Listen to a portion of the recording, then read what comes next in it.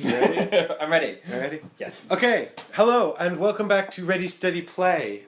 This time I'm joined by Michael Smith and Andrew Sutherland. Hello.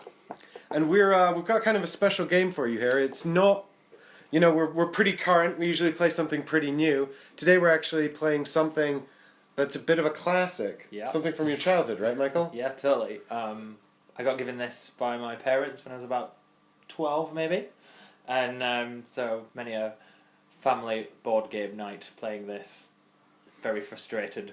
It wasn't. Was it as divisive as Monopoly? Yeah, definitely not as explosive as Monopoly. Well, that's a good thing. Yeah, we were still talking to each other after this one, so. So it's a step up. Yes. Well, this is actually the 1987 original English language production of DungeonQuest, which is a Swedish game originally called DragonQuest. Don't ask me to say the Swedish name. And so this game actually exists in its current form. It's still called DungeonQuest, and it's actually, the current edition is produced by Fantasy Flight Games and set in their Terranoff universe. But this particular version is set in generic fantasy universe. Yes. And involves sort of 4 generic fantasy characters with some great names. We'll get to that in a minute. And it's a dungeon crawler. And the premise is that we'll come across a castle high up in the mountains. It's, well, actually, you know what? Rather than having me explain it, why don't I just read the introduction? Yes. Read. It comes with its own little story. Okay. I will now do a dramatic reading of the story. The little story. Oh my god, I love this, by the way, Andrew. Look at that wizard's name. Oh, you're gonna give it a go. Give it a go. No, but I mean, it's like, it's such a rip-off. Sarah Man. No. Completely original fantasy completely name. original fantasy name. Not like Willow. Right. Okay, here we go, guys. Right. Ready for the introduction. 1,000 years have passed since the evil wizard Tesseraman fell, but men still fear to enter his dark fortress on Dragonfire Castle, which fucked it up already, haven't I? Sorry for swearing. Okay. Your Kate Blanchett impression was amazing, by the way. Right, is that what I'm supposed to be doing? That's what it Shit. sounded like. Right. It's Come a on, dramatic reading. Come on. I'm channeling my best inner thespian. Come on, Sorry. lady of the light. Okay, here we go. Oscars, here I come. Right. Men still fear to enter his dark fortress of Dragonfire Castle, which squats grim and brooding atop Worm's Crag. In the villages that huddle... Worm's Crag. Man, when I tried to do this on my own, it went really well. I was doing it for Leanne, and it was just fine. Okay, shh, you're distracting me with your giggling. Oops. In the villages that huddle in its shadow, stories are whispered of the fabulous treasures which fill the castle's dungeons, and of the things which guard them. Old men draw closer to their fires and tell of the noises which echo across the valley at night, when the castle seems to take on a malign life of its own. Few indeed return in daylight. Their eyes are troubled, and they are reluctant to tell of their adventures. None has ever returned after nightfall. The ruddy light of sunrise begins to burn off the autumn mist, and 4 pairs of eyes look toward the looming keep. 4 minds reflect on the villagers' tales, and 4 hands grip on 4 weapons. Sir Rohan, the knight, with his shiny armor and great sword. Ulf Grimhand, the barbarian from the far north, with his huge double-headed axe. El Adoran the ranger, with his deadly longbow and forester's short sword. And Volric the brave, he's backwards, the swaggering adventurer. And mine is a sword. Fools or heroes, only time will tell. Yeah, they didn't really do quick intros in the 80s, did they? It's all about the build-up. Yeah. It's all about the build-up. So we are foolhardy adventurers going into the labyrinth here, which will be spread out on the board, seeking this treasure in the center. We're each going to pick a hero and a magical ring. You got the 4 great rings of classical legend. Yeah. The Ring of Opening, the ring of blinding, the ring of warning, and the ring of healing. Obviously, infamous magical rings. Yes. Um, Again, not derivative. no. No, there isn't one to rule them all. Well, this was 1987. It did come out shortly after Talisman, if any of you guys remember that old Games Workshop gem. Classic.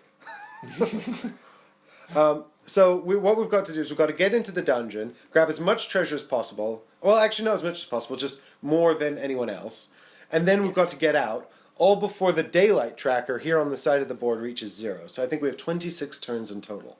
Yes. Now, we've already calculated that it's 10 steps to get into the central chamber, which means we've got enough time to go as directly in as possible and directly out as possible and screw up 6 turns.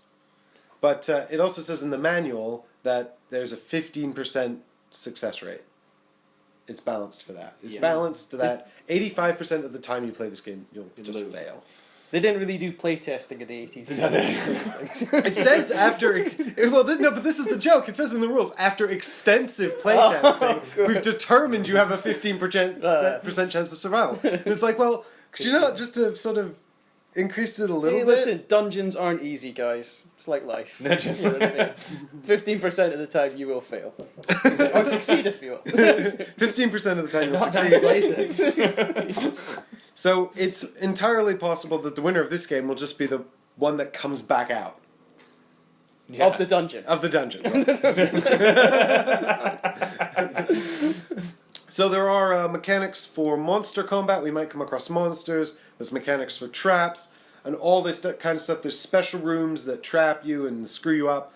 We're not going to run through everything because we think it'll be more fun to sort of surprise each other as the game goes on. Andrew and I haven't actually played before, but Michael's played a whole bunch. I have, well, not for many years, so we might be reliant on the rulebook a little bit as well to explain some of these cards or tiles. I will just house rule it. Yeah, or we'll just do house rules. Yeah. Mike survives the pitfall. So there it is, the classic fantasy artwork. Beautiful. Yeah, just stunning. They don't do shiny boxes like this anymore. No. I That's want for that sure. airbrushed onto the side of my car. I'm going to get this tattooed onto Yeah, my yeah. back. Yeah. It also says there, from the I already makers of have. Talisman. Yeah. I don't know, I wouldn't have printed that on a box. I'm probably going to get hate mail for this. I don't okay. like Talisman. you. But fortunately, this doesn't have roll and move. So what we're going to do now is we're going to determine who's going to be playing which character. Yes. So we're each going to roll a d12, and the highest number gets to pick the first character. We're all going to be trying not to get the archer because according to Michael, he's crap. He's lame. El Adaran the Ranger. Absolutely. I No one think wants it. you should have to play him. No way. It's a I'll handicap. definitely die. Yeah, like, I'll definitely die. They didn't do balancing in the 80s. Here we go. Crap. 11. I got a 12. Oh, Ah, I got a 4. I got all excited with my 11. And you're still going last. So your 4 doesn't matter because I'm going first. Right. All right. Well, let me just. I can actually You look. remember the last time someone went first picking these cards? Yeah, but that was random. I feel like high armor is better. Yeah, so each of the characters have a set of characteristics associated with their character.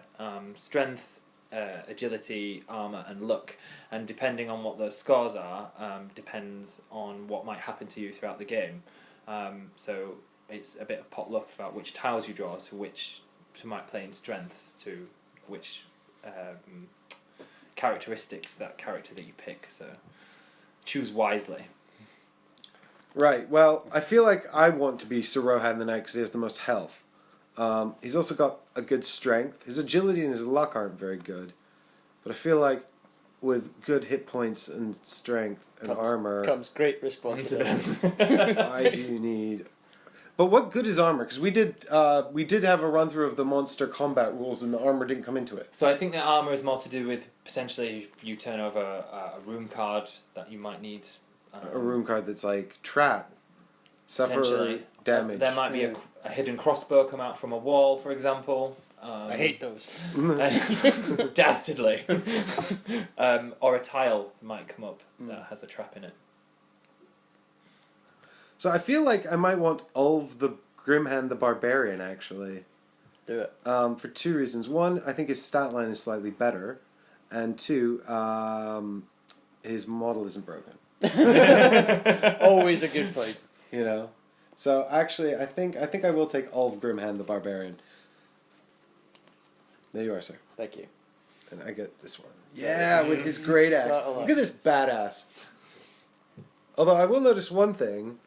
Like, this model is totally clean shaven. And also he only has, like, a fluffy loincloth. I mean, these two could not look more different. Listen, we didn't do consistency in the 80s, mate.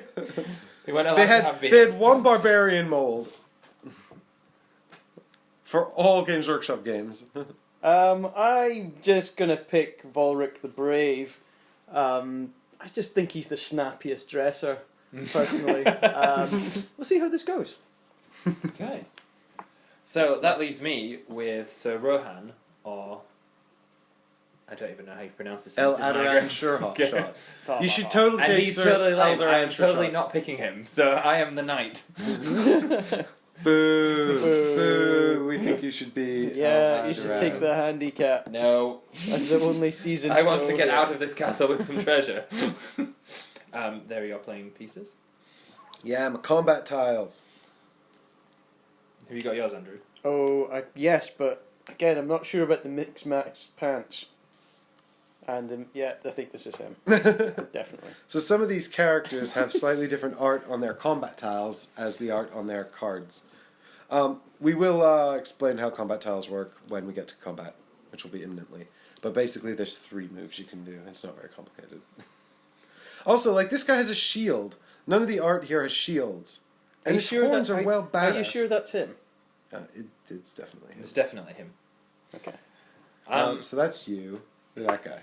Well, Thanks. It's me. Yeah. I am... Good luck with your minus no sword. odds on my helmet. It's actually a lightsaber. It's a lightsaber. It's gonna... Okay, so we Michael, choose you get positions, first chance of choice of rings. I am definitely for the Ring of Healing. Thank you. Cool. This gives me an extra 5 health points later on in the game if I need this. But you can't do anything the turn you use it, Correct. which makes it crap. Not if I'm on 1 life point. Well, then you've obviously screwed up. I'm going to choose the Ring of Opening because it's the funniest sounding one. Yeah. The ring of opening. Yeah. So I can have warning or blinding. Now, warning protects me from traps, and blinding protects me from monsters. Michael, you've played before. Which has worse? Sort of, what's the worst monster, and is it worse than the worst trap? I think the traps are potentially worse. So I shall you. take the ring of warning. Yes. Because I don't want to fall into a nasty trap and get screwed up. There's probably one badass monster that you don't want to come across, but there's probably 4 Well, I to can see all 5 the traps monsters that here. you don't want to come across either. So higher chance of bad traps. Yeah. Also, the traps look like, you know, there's fewer trap things than there are moon cards. I don't know. We'll see what happens. Andrew, no, it's me. I go first.